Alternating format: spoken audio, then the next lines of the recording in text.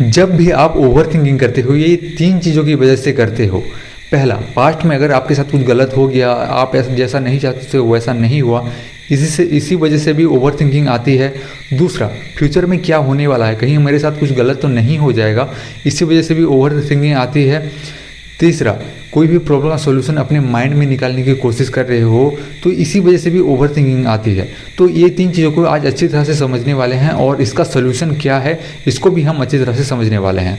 तो वीडियो को लास्ट तक ज़रूर देखना।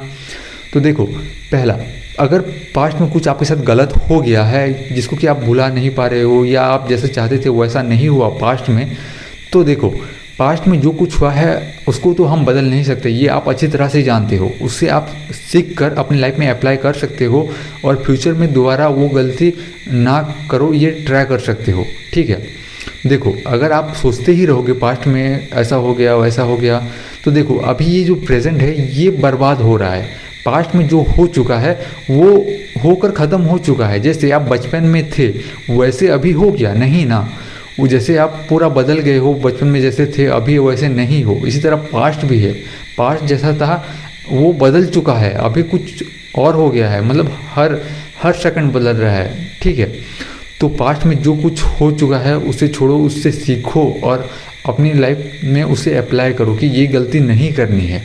ठीक है, तो पास्ट में जो कुछ भी हो चुका है उससे सीख कर हमें आगे बढ़ना है, नहीं तो टाइम की बर्बादी ही है अभी ये जो प्रेजेंट है।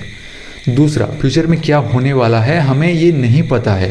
फ्यूचर में कुछ गलत हो जाएगा या सही होगा ये हमें नहीं पता है। हम अभी जो ये प्रेजेंट है इसमें हमारे एक्शन को बेहतर कर सकते हैं या हमारे काम को बेहतर बना सकते हैं ताकि हमारे जो आने वाला फ्यूचर हो वो बेहतर हो जाए और बेटर हो जाए। क्योंकि आने वाले फ्यूचर में तो यही प्रेजेंट ही रहेगा ना, तब भी आप यही सोचते रहोगे हाँ फ्यूचर में क्या होगा। पास्ट में भी यही प्रेजेंट ही था, फ्यूचर में भी यही प्रेजेंट ही रहेगा। ठीक है, इसमें कोई डाउट की बात नहीं है। ठीक है, तीसरा है, कोई भी प्रॉब्लम का सॉल्यूशन निकाल रहे हो तो अपने माइंड में उसे सॉल्व करने की कोशिश मत करो, नहीं तो आप मतलब सोचते ही रह जाओगे। कोई भी प्रॉब्लम का सॉल्यूशन निकालना हो तो एक पेन और पेपर लेना, उसमें अच्छी तरह से लिखना। क्योंकि अगर कोई भी प्रॉब्लम का सॉल्यूशन अपने माइंड में अगर निकालने की कोशिश करोगे तो आप फंस जाओगे, क्योंकि आपके माइंड में मतलब हज़ारों तरह के थॉट्स आते रहेंगे। कभी कुछ याद आ गया, कभी कुछ रील्स देख रहे हो, कुछ जैसे अचानक से आवाज़ आ गई तो आपके ध्यान उधर चला जाएगा, तो मतलब और भी ज़्यादा थॉट्स आ जाएंगे। कुछ भी मतलब आपके माइंड में कुछ भी आ सकता है, कोई भी थॉट आ सकता है। तो इसी वजह से आप ओवर थिंकिंग करते रहोगे, पूरा दिन निकल जाएगा। ठीक है, तो हमने समझ लिया ये 3 चीज़ों की वजह से हमारे अंदर बहुत ज़्यादा ओवर थिंकिंग आती है।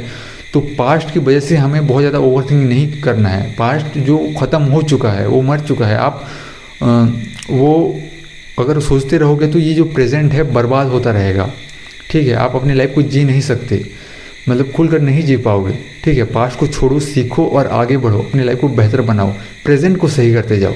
फ्यूचर में क्या होने वाला है ये किसी को नहीं पता, आप अभी इसको बेहतर बना सकते हो। ये जो टाइम है अभी ये प्रेजेंट को बेहतर बना सकते हो, क्योंकि फ्यूचर में भी तो यही प्रेजेंट ही रहेगा ना।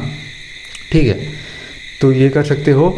और कोई भी प्रॉब्लम का सॉल्यूशन निकालना हो तो आप अपने माइंड में सॉल्व करने की कोशिश मत करो, एक पेन और पेपर लो, बहुत अच्छी तरीके से आप उस प्रॉब्लम का सॉल्यूशन निकाल सकते हो। ठीक है, ये 3 चीज़ों की वजह से हमारे अंदर ओवर थिंकिंग आती है।